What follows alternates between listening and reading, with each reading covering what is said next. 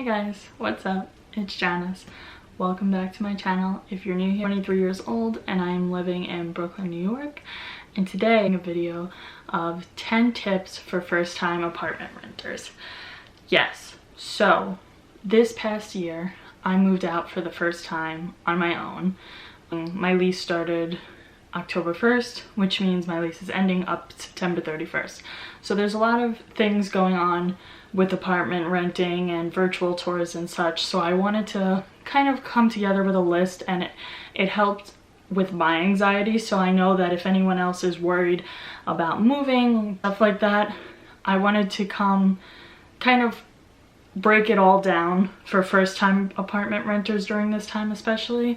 I feel like it's important for people to be informed and also relaxed, because this is a very stressful time, and for those who have to move out during this time, I understand your stress and your struggle and your worries and anxiety.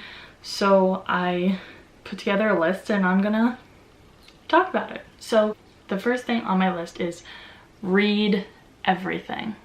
Oh, you read everything? Read it again. Read everything. Everything that they give you in your lease, read it all. Okay? Thank you. Okay, that's the first one. So before you sign anything, make sure you read everything and you ask as many questions as you can.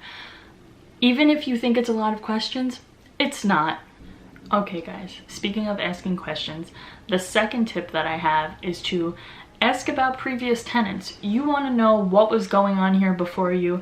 You want to know, were there any crimes happening in the apartment? Like, is your apartment a safe place? You can ask if there were any complaints to the department of violations, and this is good for you to know so you can feel safe in your new home before you sign anything. The third tip: location, location, location. What's the area like? How will transportation be? Will you be able to park your car if you have a car? Or will there be parking available for you and guests that are going to come over? Or will you be relying on public transportation to get to work, to get anywhere you have to go? Now, obviously, we are in the middle of a pandemic, so people really aren't going anywhere. It's not a thought, but once life slowly does go back to normal, this is something you're going to have to worry about. So please take your location into consideration, the neighborhood. You could even look at statistics online of the neighborhood in terms of like safety, and like I said, even look up if there were any violations, and that should help you feel a little bit at ease about moving to a new location.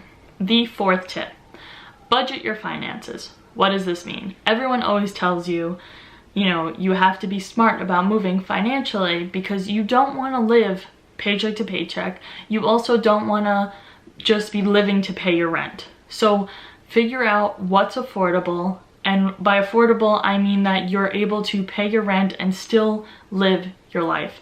This is so important because there's something about paying your rent and not being able to live your life. It's not fair. So when you're living in an apartment, you want to be able to pay your rent, and you still want to be able to go out with your girlfriends, see a movie, treat yourself. I'm not saying that you want to be able to afford to indulge in all these fancy things, but no, you're going to want to be able to live outside of your apartment. Yes, it's great to have your own space, or even if you're with a roommate, it's great, but you still need to have that little cushion where you're able to relax and get your nails done or do whatever you do that may cost some money and still be able to pay the rent. So please budget your finances, write it down, figure out what you can afford and what your budget is. When you say, if you go through a realtor, you can give them your price range so that way they can better assist your options and assist you moving. The fifth tip: know your rights. My 3 favorite words in the universe. And I can't tell you guys about this now, but knowing your rights is very important. The lease that you signed is a contract with your landlord. This means that whatever is written in the contract cannot be changed for the term of the amount of time that you signed the contract for. So if there are any issues in regards to violation of your lease, whether it's your landlord or you, that contract is signed for a reason, and those problems can be dealt with accordingly. However, if your rights are being violated in any way, shape, or form, you have that paper and you can highlight pieces of it, send it on back, and that's it. You cannot violate your rights. You are living on the property and you need to know what is able to be done and what can't be done. You know what I'm saying? So obviously living in someone's property is a lot of pressure, and you really feel like you would want to obey by the rules and whatever the terms were on your lease. Yes, for sure. But if there are any issues that come up where you feel it is unfair and the lease proves that it is unfair, then this is why we have the lease. So we can all refer back to the lease and understand and process the agreement that you two came upon. So yes, know your rights and don't be afraid to stand up for yourself. Being a first-time renter, they will want to take advantage of you, possibly. And you need to not be afraid to seek out information, you know, contact real estate agents, agencies, they will help you. Not be afraid to ask questions. It is your first time, you are learning, but that's not an excuse to be taken advantage of. Okay, enough said about that.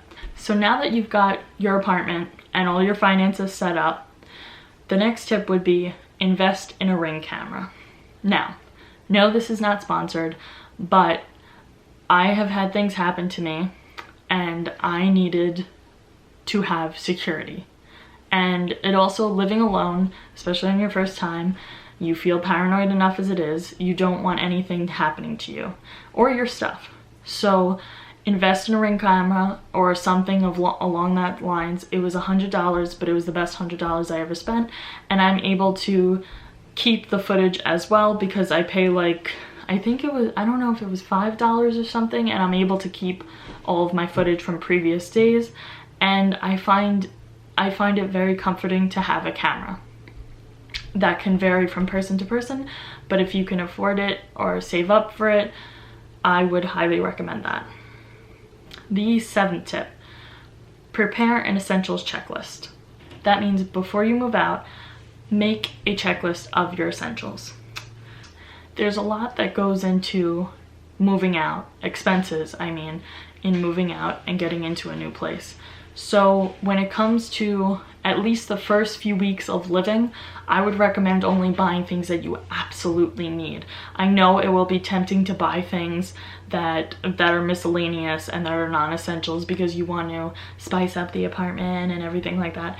But please, like, you don't want to have a really expensive rug and no couch. You know what I'm saying? So write out your essentials checklist before. Set yourself up for success.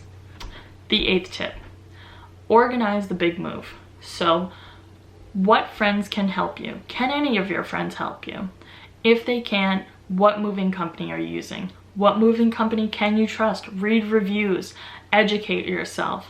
Where are you getting your boxes from? Set up your utilities. You do not want to be going into an apartment without utilities, without electricity or Wi-Fi. Say if you're a student especially, or a younger person where you need the Wi-Fi to complete assignments, you do not want to have that added stress. Set up your utilities if you need to, if the utilities aren't included with your rent.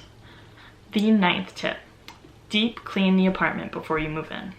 Now, hear me out.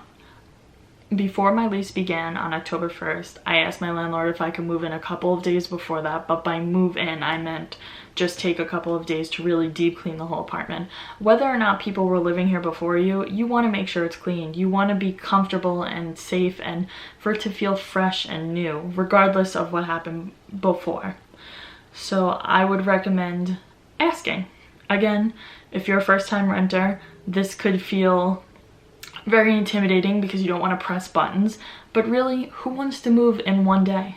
It's a lot. Like, you have to move all of your stuff and clean at the same time. Like, say if the apartment is empty, I would take advantage of that and ask, so that way you have a couple of extra days instead of one singular day to move. so that way you can deep clean the apartment. And the 10th and final tip, be excited. You're moving. Like, whether it's your first time or, you know, your first couple of times, you're moving. Be excited. This is a rebirth. Like, you're shedding your skin. Even if you get to, even like, especially if you're moving out of your house for the first time, it's literally like you are becoming a butterfly. Photosynthesis, you know what I'm saying? So to be able to make new memories, make new friends, lose some friends, and I know that doesn't sound exciting, but like, your life will change. Your life will continue to change no matter where you are, but having a new place and experiencing a new neighborhood can be very exciting, also very scary, but it's part of your life and you should be excited for it. And please, please don't be afraid to ask questions. That about wraps it up for all of my tips for today. And I hope you guys enjoyed this video and you find it helpful. If you have any questions, leave it down below. I will answer all of your questions about like moving and my experience. I would love to talk about it. And yeah, I really hope you guys enjoyed this little sit down video. It's kind of like my first one in my bedroom and stuff. I really like the background. I think I liked how this came out. So I'm going to be doing more of these and I hope you guys enjoyed them and I hope you guys found this useful. I will see you guys soon. Okay, bye guys.